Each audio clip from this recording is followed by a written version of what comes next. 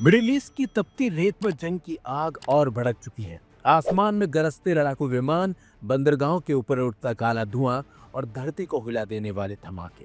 पश्चिम Asia एक बार फिर युद्ध के खतरनाक मोड़ पर खड़ा दिखाई दे रहा है। जंग का 17वां दिन है और हालात संभलने की बजाय और ज्यादा बिगड़ते जा रहे हैं। इसी बीच अमेरिका ने ईरान के रणनीतिक रूप से बेहद अहम चाबहार पोस्ट को निशाना बनाकर तनाव को नई ऊंचाई पर पहुंचा दिया है। रिपोर्ट्स के मुताबिक अमेरिकी लड़ाकू विमानों ने चाबहार पोर्ट के ट्रेड जोन में मौजूद सैन्य ठिकानों को निशाना बनाते हुए हमला किया है। धमाकों की तेज आवाजें दूर दूर तक सुनाई दी और बंदरगाह के आसपास काला धुआं उठता देखा गया। शुरुआती जानकारी के मुताबिक हमले में भारी नुकसान की आशंका जताई जा रही है। स्थानीय लोगों और सोशल मीडिया पर सामने आए वीडियो के कथित तौर पर अमेरिकी लड़ाकू विमानों को पोर्ट के ऊपर मंडराते हुए देखा गया है, जिससे इलाके में दहशत का माहौल बना हुआ है।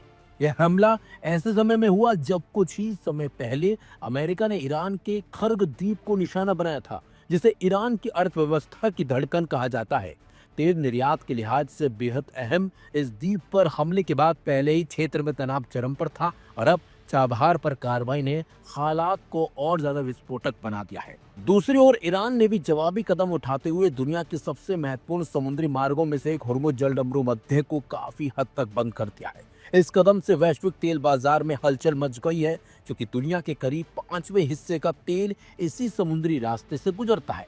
ईरान के इस कदम ने अमेरिका और उसके सहयोगियों की चिंता भी बढ़ा दी है। अमेरिकी राष्ट्रपति डोनाल्ड ट्रंप ने इस स्थिति को लेकर सख्त रुख अपनाते हुए कहा है कि उन्होंने लगभग 7 देशों से युद्धपोत भेजने की मांग की है, ताकि हुर्मुज जलडमरू मध्य को खोला जा सके। ट्रंप ने कहा कि यह समुद्री मार्ग वैश्विक व्यापार के लिए बेहद महत्वपूर्ण और उसकी सुरक्षा के लिए अंतर्राष्ट्रीय सहयोग जरूरी है। हालांकि उन्होंने उन देशों के नाम सार्वजनिक नहीं किए जिनसे बातचीत चल रही है। बताया जा रहा है कि अमेरिका, चीन, फ्रांस, जापान, दक्षिण कोरिया और ब्रिटेन जैसे देशों से भी इस समुद्री मार्ग को सुरक्षा के लिए गठबंधन बनाने की कोशिश की जा रही है, लेकिन अब तक किसी देश ने खुलकर सैन्य प्रतिबद्धता नहीं दिखाई। इस पूरे घटनाक्रम का असर भारत पर भी पड़ सकता है, क्योंकि ईरान का चाबहार पोर्ट भारत के लिए रणनीतिक और आर्थिक दोनों दृष्टि से बेहद महत्वपूर्ण और जरूरी माना जाता है। पश्चिम एशिया और यूरोप के साथ व्यापारिक संपर्क बढ़ाने के लिए भारत लंबे समय से इस बंदरगाह के विकास में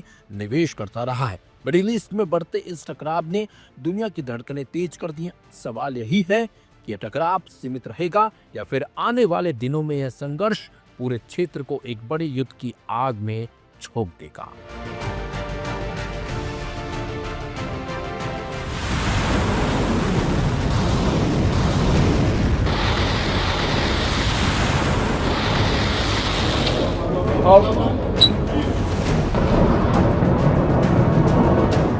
मिडिल ईस्ट में जंग का 17वां दिन है और हालात थमने की बजाय लगातार और ज्यादा खतरनाक होते जा रहे हैं। ईरान के सर्वोच्च नेता अयातुल्लाह अली खामेनेई की मौत का बदला लेने का दावा करते हुए ईरान ने खाड़ी देशों और इजराइल पर मिसाइल और ड्रोन हमलों की झड़ी लगा रखी है। ईरान के ताजा हमलों ने खास तौर पर संयुक्त अरब अमीरात के दुबई शहर को दहला दिया है, जहां भारी तबाही का दावा किया जा रहा है। सोमवार तड़के दुबई इंटरनेशनल एयरपोर्ट के पास एक ड्रोन हमले के बाद भीषण आग लगने की खबर सामने आई। दुबई मीडिया ऑफिस के मुताबिक अधिकारी आग पर काबू पाने की कोशिशों में जुटे हुए हैं और आसपास के इलाके को सुरक्षित करने के लिए आपात कदम उठाए गए हैं। सोशल मीडिया प्लेटफॉर्म एक्स पर जारी बयान में कहा गया है कि एयरपोर्ट के आसपास ड्रोन से जुड़ी घटना के बाद आग भड़क गई, जिससे इलाके में अफरा तफरी मच गई।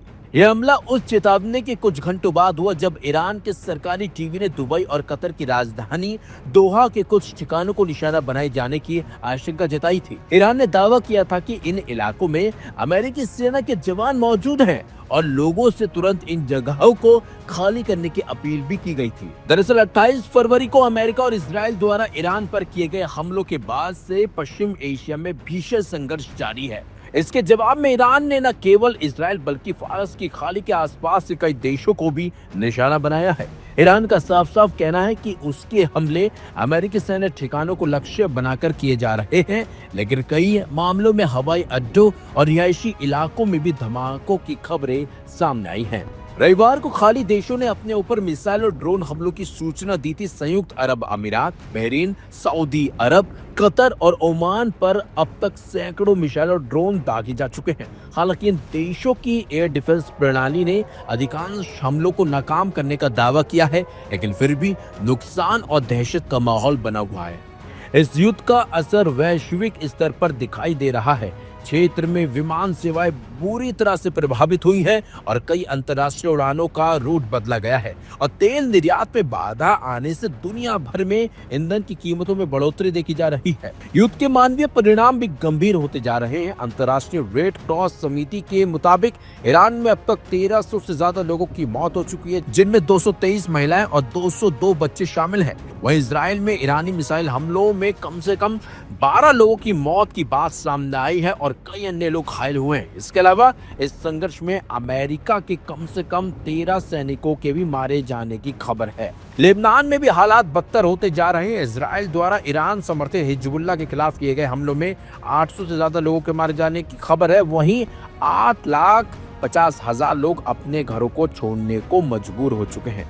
इसके अलावा खबर यह भी है कि एक बार फिर इजराइल में हमले तेज हुए हैं। तेल अवीव में कई इलाकों में धमाकों की खबरें आई और कुछ इलाकों में ड्रोन अटैकों की भी तस्वीरें सामने आई है, जिससे साफ है कि तेल अवीव में भी भयानक तबाही जारी है ईरान की ओर से। कुल मिलाकर मिडिल ईस्ट में छिड़ी यह जंग अब क्षेत्रीय संघर्ष से आगे बढ़कर वैश्विक चिंता का विषय बन चुकी है। लगातार हो रहे मिसाइल और ड्रोन हमलों के बीच फिलहाल हालात शांत होने के कोई संकेत अब तो नजर नहीं आते दिख रहे हैं। ऐसे में देखना होगा कि जंग कब तक आगे जाती है और कब इस जंग पर विराम लगता है।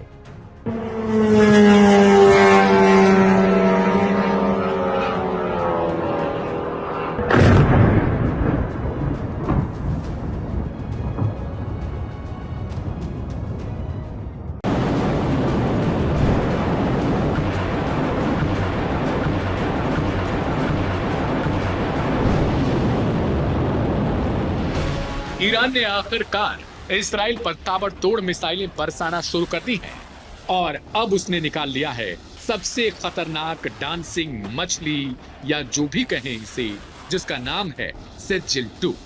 जी हाँ, मिडिल ईस्ट में चल रही जंग के बीच ईरान ने अपने सबसे ताकतवर हथियार सेजिल को आखिरकार अपने शस्त्रागार से निकाल लिया है। इस बीच अब इस मिसाइल की काफी ज्यादा चर्चा भी होने लगी है। गौरतलब है कि इस्लामिक रिवॉल्यूशनरी गार्ड कॉर्प्स यानी IRGC ने ऑपरेशन 2 प्रॉमिस 4 की नई लहर में अब मध्यम दूरी की बैलिस्टिक मिसाइल सेजिल 2 को अपने रणनीतिक शस्त्रागार का अहम हिस्सा करार देते हुए इसराइल पर इसे दाग दिया है। ईरान का दावा है कि यह मिसाइल उसकी सबसे उन्नत प्रणालियों में से एक है और क्षेत्र में अमेरिकी तथा इसराइली सैन्य ठिकानों तक पहुंचने की क्षमता भी रखती है। सेजिल 2 ईरान की दूसरी पीढ़ी की मध्यम दूरी की बैलिस्टिक मिसाइल मानी जाती है।